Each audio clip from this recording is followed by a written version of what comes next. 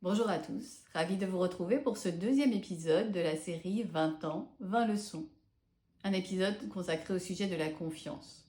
Si vous faites confiance, vos collaborateurs vous le rendent au centuple, disait Barbara Dalibard dans mon livre La confiance, un nouveau leadership en 2015. Et c'est effectivement un constat partagé par de nombreux dirigeants et équipes que j'ai accompagnés ces 20 dernières années.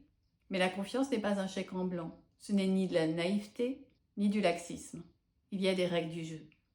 Pour que la confiance soit cet asset précieux qui permet à la performance d'être décuplée dans l'entreprise, il faut d'abord avoir conscience qu'elle se construit doucement et qu'elle se perd très facilement.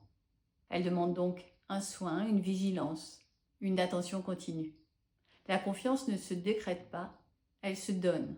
Elle est donnée par les collaborateurs à leurs dirigeants. Elle signifie donc un double mouvement, des collaborateurs vers leurs dirigeants et des dirigeants vers leurs collaborateurs.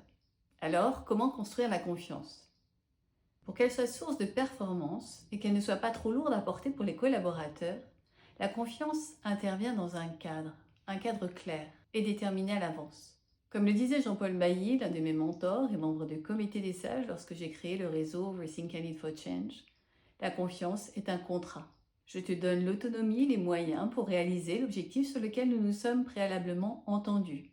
Nous savons quel est l'objectif, nous savons quels sont les indicateurs de réussite de cet objectif, et nous savons tous les deux que tu peux me demander ou que je peux te demander quelque chose sur le chemin de l'atteinte de cet objectif.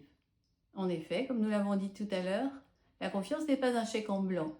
Entre le moment où l'on parle de quelque chose et le moment où cette action est mise en place, il y a tout un système de va-et-vient, de suivi, de soutien.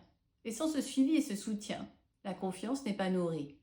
En effet, du côté du manager, du dirigeant, l'apprentissage est le lâcher-prise. Le lâcher-prise sur le comment. La capacité à ne pas projeter la manière dont j'atteindrai moi-même l'objectif et de laisser mon collaborateur prendre son propre chemin, tout en sachant qu'il y a des checkpoints.